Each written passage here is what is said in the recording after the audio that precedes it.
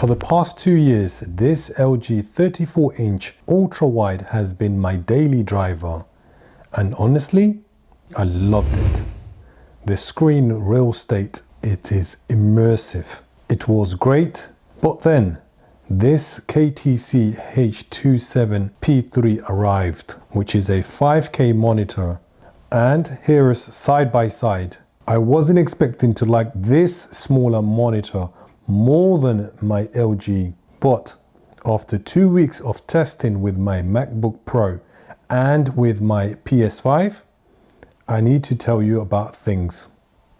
Let's talk about why pixel density matters more than monitor size. So let me set the scene. My LG ultra-wide 34-inch monitor, which is 2K resolution, 21:9 aspect ratio. It is productivity beast, right? Multiple windows side by side, beautiful for the timeline, especially when editing. But here's what I've never consciously noticed until I switched. 110 pixel per inch, that's a pixel density. Now look at this KTC monitor. 217 pixel per inch. Literally, it's double of the sharpness. This is the same density as my MacBook Pro Retina display. And when you're sitting this close to the monitor all day, you can absolutely notice the difference. Now look at the text. On the ultra wide monitor, the texts are fine, but on the KTC, it is crisp. Individual characters look rendered, not pixelated. It is different between looking at your monitor and looking at the MacBook Pro screen, except now they finally match. I feel like this monitor was actually made for my MacBook Pro. And my eyes, they noticed. By the end of the day on the ultra wide, there was always a low level fatigue. I thought it was just the screen time. It turns out to be my eyes working overtime to compensate for the lower pixel density. First impression, the box is pretty light, so that's quite a plus sign. So you do have your T bracket here. This is what's going to hold your monitor. Feels nice material, aluminium. On here, you would have your back plate. So this is what would hold the monitor. You've got a standard power brick and some accessories. Moment of truth. This is how the monitor looks like. So let's quickly take the wrapper off so you can understand what I'm actually referring to. Wow, look how thin it is. It's razor thin. And I can't wait to see once it's turned on if it's a bezel-less screen, because look at my finger. My fingers are thicker than the actual. So this actually reminds me of LG C5 series. Look how thin it is. I don't know if the camera can focus, but it's super thin and it's thick at the back. So you can see at the back here, it has the logo. I'm assuming this will come up, it will light up. It has HDMI, DP port, USB Type-C, USB Type-A, power, and DC. Now we need to install this, and in order to install it, it's simple as there's 2 pins here that goes into those holes, like this, and then you just screw that in, okay? So nice and secure. Obviously, you don't have to have this base. You could have a VESA arm and then stick it in at the back of your monitor, but we're going to use this arm and see. Should be able to slide it in. Oh, I like that. So it's a clip based. So I don't know if the camera can do any justice. So there's a button there.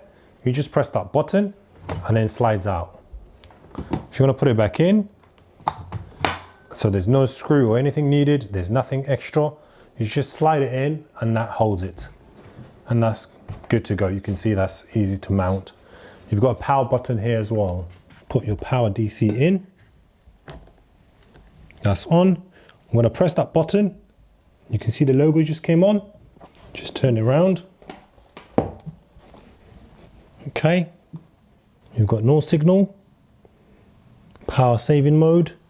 Obviously, if I want to, I can angle it upwards. This is a USB-C just powering on the MacBook Pro, and we're going to hook it up onto the monitor. I've just received a confirmation my MacBook has been charged using the monitor. Wow, that looks amazing. Obviously, if you're interested in purchasing one of these wallpapers, I'll leave a link in the description. But they look amazing, and I'm loving the bezel-less. Obviously, it's a little bit thicker than I thought it would be, but if you look at it straight away, that looks gorgeous. It does not rotate vertically, so it can only change the pitch of the angle. -5% forward and positive 15% if you want to tilt it upwards. So if I show you side by side, you've got the MacBook M4 versus 5K monitor. So you can see straight away in contrast, they look completely different. All of the wallpapers that you can see in this video, I'll leave a link in the description if you want to go ahead and purchase.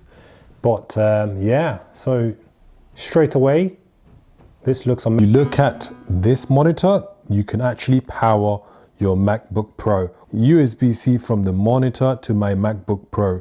That's it. It delivered 5K video at 60 Hertz and 65 watts of power at the same time. My 14-inch MacBook Pro charges while I work, and I get that full 5K resolution. Mac OS recognizes instantly as 5K display. Just plug and play, and when I'm done, one cable out, I am mobile. It sounds small, but when you do this twice a day, every single day, it changes your workflow.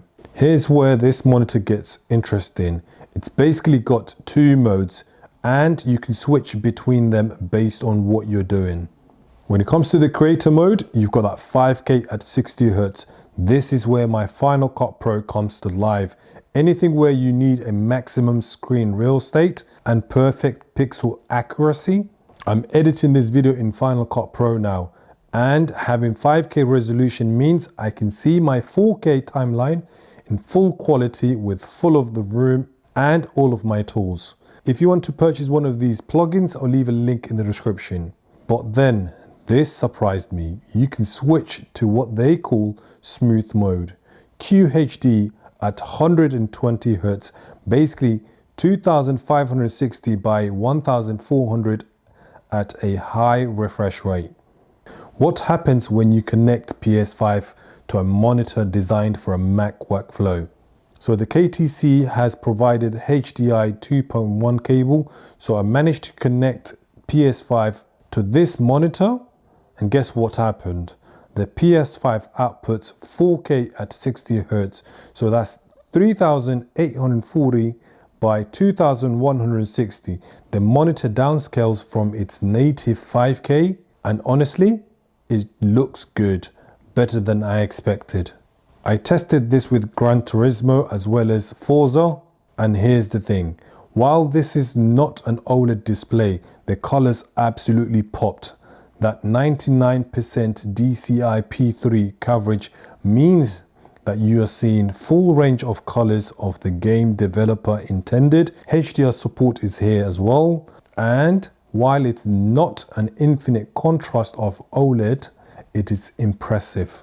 The overall image quality, it's a stellar. And with virtually no input lag at 60 Hertz, competitive games feels responsive. Let's address the elephant in the room. This monitor is aggressive, designed for Mac users. It's dark space gray aluminum finish, slim bezel. The design language screams Apple Studio display, but affordable. And I'm here for it. The 99% DCI-P3 coverage, that's not an accidental. DCI-P3 is the color space for Mac users. When I export a video on my MacBook screen and preview it on this monitor, the color matches exactly. No color shift, no recalibration needed. It just feels like it belongs in my Apple ecosystem. So after 2 weeks, where do I stand? Ultra wide versus 5K.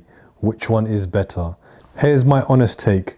The ultra wide was great for productivity. Although that horizontal space made me feel like I had rooms to work, but the 5K monitor makes me actually do more work. At 5120 by 2880, I can still run 2 windows side by side, and each one is essentially 2560 pixel wide. I'm not losing meaningful workspace, but what I gain is sharpness that doesn't make my eyes hurt or fatigue. Like I said earlier, for video editing, the ultra wide 21 by 9 aspect ratio was nice for a timeline. I would admit that. If you're a developer, creative professional, or anyone who spends hours staring at a text and needs a true life color, this pixel density upgrade is worth more than the screen width. Your eyes will thank you later. Now, this is not a perfect monitor. Let me hit you with the real talk. The price is not cheap, but compared to Apple Studio Display at $1,600, this is less than half of the price for 90% of the functionality. The KTC H27P3 5K monitor isn't trying to be everything to everyone. It's lesser focused on one user, Mac creative professional who wants retina quality sharpness, effortless connectivity, and accurate colors without spending studio display money. I switched from my 34-inch ultra wide that I loved, and I might not go back for it. The sharpness difference is that noticeable. This single cable setup is more convenient than having multiple cables running underneath my desk. Like every product, I will not be able to cover everything. So if you want to find out more about this particular monitor, I'll leave a link in the description. Till next time, I'll suggest you to watch this review.